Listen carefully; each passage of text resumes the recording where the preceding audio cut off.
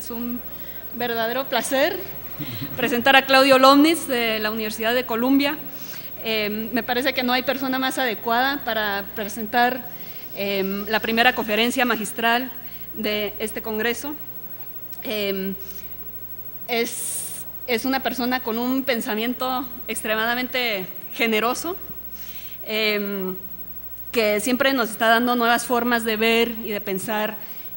temas que yo creo que a todos nos interesan. El trabajo que nos va a presentar Claudio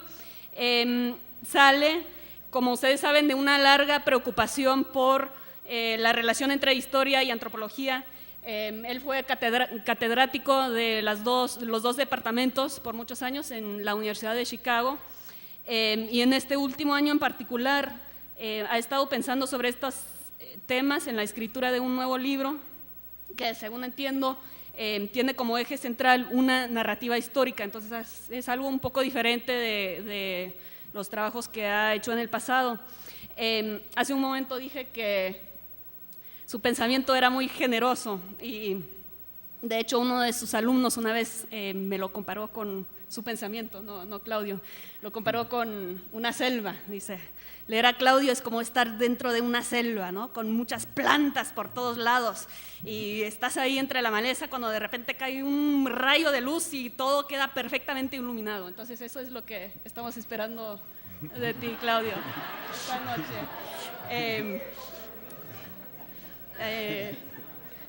Entonces, Claudio, muchas gracias por estar aquí, nos da muchísimo gusto y gracias por dejarnos asomarnos a la selva. Bueno, muchísimas gracias, en verdad me siento de veras muy emocionado y muy honrado de que me hayan invitado a dirigirme a ustedes. Un gran honor y también un poco un momento melancólico, porque noto que las salas de casi todas las salas del Congreso están nombradas en honor de viejos amigos y maestros míos. Entonces siento así como un poquitito, así gulp, como que ya me está medio tocando, porque está, ¿verdad? Está ahí Brixi, está aquí el Flaco, está acá el Palermo, ya Margarita Nolasco. Bueno, un poco impresionante. Cuando me extendieron esta invitación, me pidieron que hablara sobre la relación entre antropología e historia, que como algunos, los que me conocen saben, es algo que me ha preocupado desde hace muchos años. Sin embargo, esta es la primera vez que trato de formalizar algo, por lo cual no me quedó muy formal. Al principio, cuando pensé a escribir las líneas que voy a compartir con ustedes, creí que iba a escribir una reflexión general acerca de la antropología histórica, pero cuando empecé a escribir caí en la cuenta de que el tema es tan vasto que realmente no puedo con él, y decidí mejor realizar la reflexión a partir de mi propia historia, pensando un poco en por qué me sentí atraído por un enfoque histórico para la antropología y por un enfoque antropológico para la historia, cuáles han sido algunos de los nudos conceptuales que le han dado una razón de ser para mí a la antropología histórica y cómo ha ido evolucionando la antropología histórica según mi punto de vista. Estas son las preguntas que guían mis comentarios de esta tarde, y aclaro que entonces es una reflexión bastante personal sobre la antropología histórica, y podrían haber ciertamente muchas otras bastante diferentes, con otros referentes y con otros puntos de vista. Mi primer encuentro fuerte con la historia, y digo fuerte en el sentido de que fue una experiencia que me hizo reparar en la importancia de aprender a hacer historia, fue también mi primer trabajo extenso, que fue mi tesis de licenciatura, que fue dirigida justamente por Varela,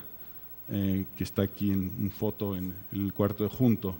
donde proponía una antropología política de Tepoztlán, Morelos. Después de que terminé la tesis, al año siguiente me dediqué a reescribirla y que fue publicada con un título bastante insulso, mi primer libro,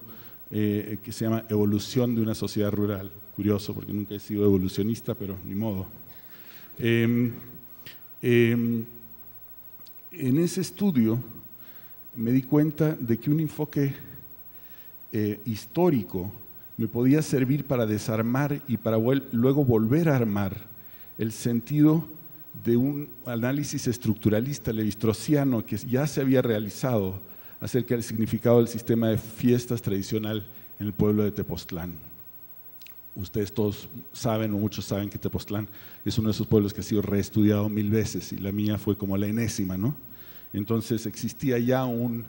análisis estructuralista levi-straussiano del significado del sistema de fiestas y ritual en el pueblo, y ahí fue mi primer encuentro con la historia, usando la historia para desarmar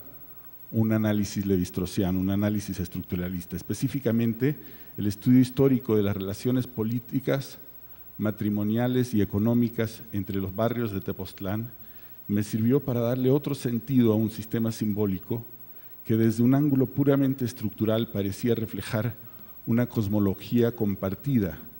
pero no un mundo politizado de relaciones sociales, que era el que aparecía cuando hacías la historia. Lo que descubrí a través de ese estudio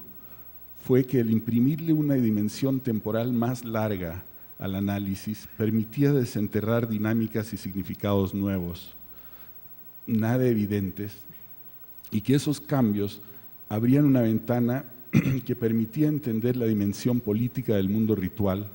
más allá de lo hecho ya por los llamados antropólogos procesualistas, Max Gluckman, Víctor Turner, que tenían bastantes seguidores en México entre mis maestros, por ejemplo, que habían demostrado ya que el estudio del proceso social abría al análisis del ritual a un análisis político. Lo que yo descubrí, entre comillas, cuando digo descubrí, no pretendo que eso haya sido un descubrimiento universal para la antropología, sino un descubrimiento personal para mí. Descubrí que era que el análisis histórico abría una dimensión política más allá del análisis procesual, del ritual. Claro que esto que había yo, por cierto, ¿se oye ahí atrás? Sí, sí. ¿No? Bueno, a veces.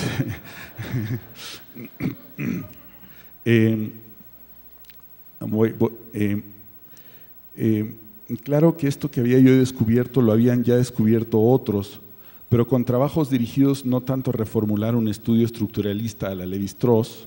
que era lo que yo había hecho en Tepoztlán, sino a reformular otras variantes de análisis sincrónicos. Y menciono aquí a dos ejemplos: el estudio que hizo Talal Asad al principio de los años 70, la crítica que hizo Talal Asad al libro clásico de Frederick Barth sobre SWAT, en donde Asad usó un análisis histórico marxista bastante tradicional en realidad,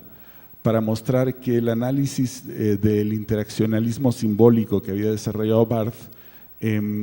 no permitía ver la naturaleza del proceso político en su dirección, en su direccionalidad. El segundo ejemplo de esa misma época, es decir, de varios años antes de mi tesis de licenciatura, los años 70, es el de Jonathan Friedman, el estudio crítico de Jonathan Friedman sobre el libro de Edmund Leach, sobre la política en Birmania. Leach, desde luego, fue profesor de Barth, entonces los dos libros estaban relacionados, pero el libro de Friedman, que era una crítica a Leach, estaba realizado desde ya un marxismo estructuralista, en tanto la de Talal Asad era un marxismo, digamos, más tradicional, histórico. Pero lo que a mí me parece más interesante de todas estas críticas, es decir, la de Talal Asad sobre el interaccionalismo simbólico de Barth,